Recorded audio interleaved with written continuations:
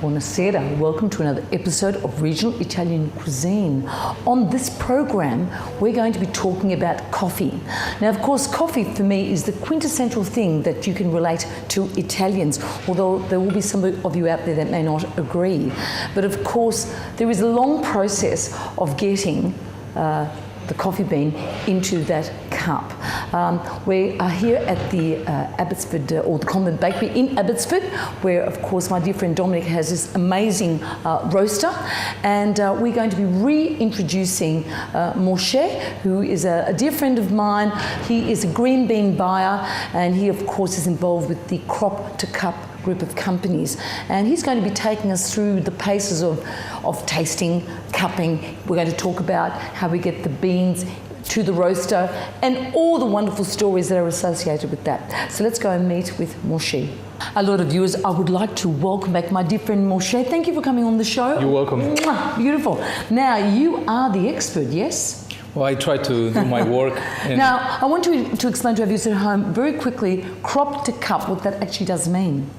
It means that we do direct trade with farmers. We Yes. go to the farms and we deal directly with the growers. Mm-hmm. We make sure that we understand what they do, how they do it, and we work together with them in their projects, in their programs for development. So really, we're talking about ethics here, aren't we? We're talking about ethics, we're talking about social programs, we're talking about environmental programs. Yes. And mostly we're talking about a direct connection between the two tops or the Yes. two ends Yes. of the spectrum of coffee. Right. The farm and the cup. And the consumer. Yes, there we go. Now, let me ask you, when you go on your buying trips, what is the first thing you see when you get off that plane? So we get off the plane and we see trees, beautiful trees that look like cherry trees. Are we talking like vineyards, rows of them? Well, I remember the last time I was in Sao Paulo, in Santos, less than a year ago. I was with the Guaxupé group, and Cesar, which is our buyer in Brazil, showed me up the mountain, and it sounded almost biblical. And he said to me, all the trees you can see from here, and up to the end of your view, it's all coffee. And it's all coffee trees that looks really like cherry trees, and you get closer and you see the cherries. The cherries can be of different colors depending on the variety. The bourbons can be either yellow or red when they're ready, and when they're not ready they still look very green.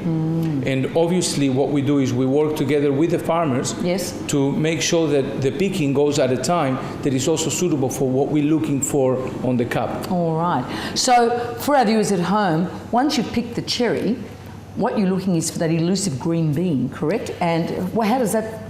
What happens is the farmer looks for a nice red cherry color, or the yellow that looks also nice and ready, the yellow bourbons. Yes.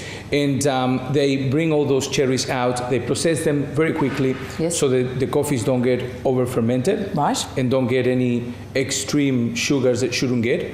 And because there are natural sugars that occur in these beans, is that right? Correct. So different varieties would absorb different minerals from either the tree or the soil or the actual fruit. And those minerals, you will taste them on the coffee. All right. So they work on it in a good time to make the cherry become a green bean without the fruit.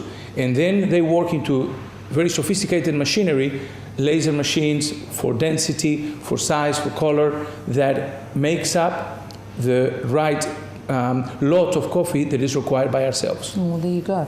Now, let me ask you, how do you choose or decide which coffee you're going to purchase to put in the blends? That's a very good question. We always start on the market. Our research starts on the coffee shops. Right. Australia is a very sophisticated market, and we learned that in our early days. And we make sure that the clients can tell us what they want to try on their coffee cup, on their cafe latte, on the cafetiera at home, on their short blacks, on the long blacks, and we then design our blends based on what the market is requiring. That's right, because if you're getting a stovetop espresso or the French press, which is the plunger, or if you're getting one of the more commercial machines, you actually need different sorts of coffee, don't you? Definitely, the coffees are very different. Also, when we work with different demographics, yes. When we work on the Lebanese coffees, yes. we know that the coffees require different characteristics, and they go within parameters that might not be suitable for espressos, or the slab coffees might be different.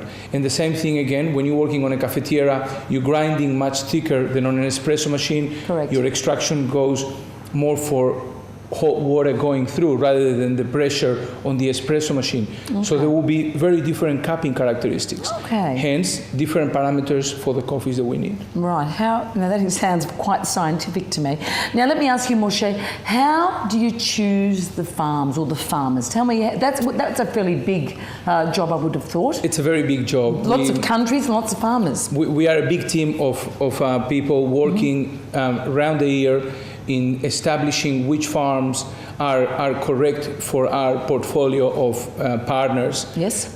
We make sure that the social and environmental programs are correct and are suitable to what we expect and to what the public expects. Yes. And we then move on into reliability of supply, availability for the seasons that we need the coffees. And once all that is approved and done, we then move into the cupping characteristics or the tasting parameters that we require. That's and amazing. Those farmers can then come and give us different samples, which I'll show you later. We work together later on that tasting.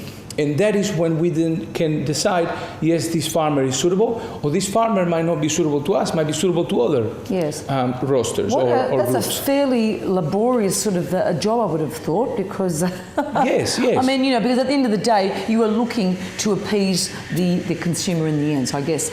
Now, let me ask you another thing. Do you deal with nations all year round? No, there are many different nations that work in coffee. We are at the moment working with 22 nations, but all of them have different seasons. Some big nations like, Brazil.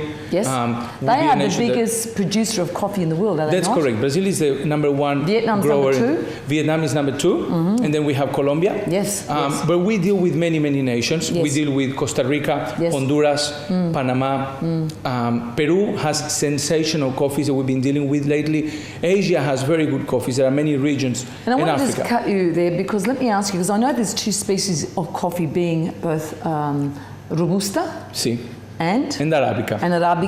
And of course, certain nations have certain coffees that they grow.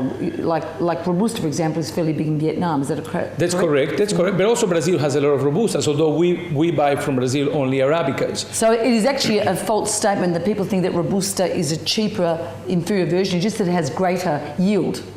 No, it's not cheaper necessarily. It is a different market, and the bean is a harsher bean. It's a stronger bean, hence Robusta. Yes. And it grows at a lower altitude. That is an Italian word. Of course, the Italians are in there always. I'll give you the credit. All right. I'll give you the credit. But really, what happened there is this is varieties. We can go into more detail in talking about within the Arabica family. Right. We actually differentiate the different varieties within the Arabica family, because Arabica and Robustas are species. They are the species. Correct. So within the Arabica species, we have Bourbons, Caturras, Catuais, Bourbons, different coffees that are providing a different profile. Okay.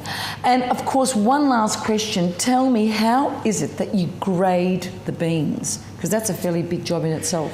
That is when we sit down with the farmers and they show us what they have extracted. They show us the process that they have gone through, and we sit with them and we do the tasting, which we'll do later on. And that is what really it is the most important part for us, the tasting. Yes. When we can tell if that coffee is within the parameters that we wanted, if it's too acidic or not acidic enough, if it's got too many sugars or not, and so on. It's quite an amazing thing. I guess when we come back from a very short break, beautiful Moshe is going to take me through the paces of cupping. Is that right? Correct. Cupping, which is basically tasting. Tasting. All right.